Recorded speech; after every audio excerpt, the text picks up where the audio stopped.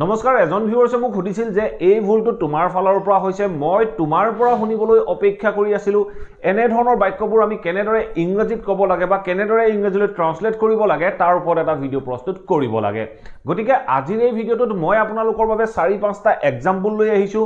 এই এক্সাম্পল কেইটাৰ সহায়ত আমি বুজিবলৈ যত্ন কৰিম এনে ধৰণৰ বাক্যবোৰ আমি কেনেদৰে ইংৰাজীত ক'ব পাৰো বা আমি আমাৰ ডে টু ডে লাইফত কেনেদৰে ব্যৱহাৰ কৰিব পাৰো আমাৰ ডে টু ডে লাইফৰ বাবে এই সেন্টেন্সবোৰ অত্যন্ত গুৰুত্বপূৰ্ণ হ'ব আপোনালোকে ভিডিওটো স্কিপ নকৰাকৈ হেকলৈকে চাই এনে ধৰণৰ বাক্যবোৰ ক'বলৈ বা ফৰ্ম কৰিবলৈ যত্ন কৰক আৰু আপোনালোকৰ মাজত কোনো লাৰ্নাৰ্ছে যদি অনলাইন মাধ্যমৰ জৰিয়তে মোৰ হৈতে স্পোকেন ইংলিশ আৰু ইংলিশ গ্ৰামাৰ শিকিব বিচাৰে তেতিয়াহলে স্ক্ৰিনত ওলাই থকা নাম্বাৰটোত আপোনালোকৰ নাম আৰু এড্ৰেছ হোৱাটছআপ কৰক জানুৱাৰী মাহৰ সেকেন্ড উইকৰ পৰা ইভিনিং 7:30 ত এই ক্লাস আৰম্ভ হ'ব যদি আপুনি এই ক্লাছত এনৰোল হ'ব বিচাৰে আপোনাৰ নাম আৰু এড্ৰেছ হোৱাটছআপ কৰিবলৈ সমুলি নাপাহৰিব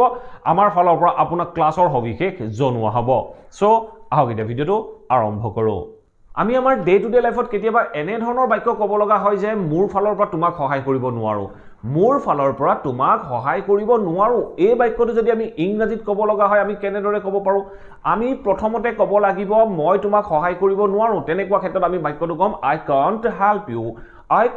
help you মই তোমাক সহায় কৰিব নোৱাৰো এতিয়া আমাৰ থাকি গল মোৰ ফালৰ পৰা বুলি ক'বলৈ যাওঁতে আমি বাক্যটোৰ হেকত ব্যৱহাৰ কৰিব পাৰো from my end I can't help you from my end মোৰ ফালৰ পৰা মই তোমাক সহায় কৰিব নোৱাৰো এই from my end টোৱে মোৰ ফালৰ পৰা বুজালে ঠিক তেনে ধৰণে মই যদি নেক্সট এটা বাক্য কওঁ যে মোৰ ফালৰ পৰা মই আজৰি এনে ধৰণে যেতিয়া ক'ব লগা হয় তেনেকুৱা ক্ষেত্ৰত আমি বাক্যটো ক'ব পাৰো যে I am done from my end I am done মানে হল মই আজৰি মোৰ ফালৰ পৰা বুলি কওঁতে মই ক'ব লাগিব from my end সো আমি বাক্যটো ক'লো যে I am done from my end মই মোৰ ফালৰ পৰা আজৰি ঠিক তেনে ধৰণে আমি যদি ক'ব লগা হয় যে এইটো ভুল তোমাৰ ফালৰ পৰা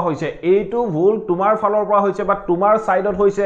এনে ধৰণে যদি ক'ব লগা হয় তেনেকুৱা ক্ষেত্ৰত আমি ক'ব পাৰো যে this mistake is at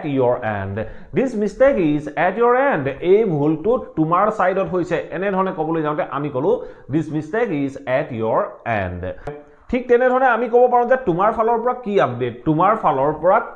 update এই তোমাৰ ফালৰ পৰা কি আপডেট বুলি ক'বলৈ যাওঁতে আমি বাক্যটো কেনে ধৰণে কম প্ৰথমতে আমি ক'ব লাগিব what's the update বা what is the update কি আপডেট কাৰ ফালৰ পৰা তোমাৰ ফালৰ পৰা তেতিয়া আমি ক'ব পাৰো from your end what's the update from your end তোমাৰ ফালৰ পৰা কি আপডেট এনে ধৰণে আমি from your end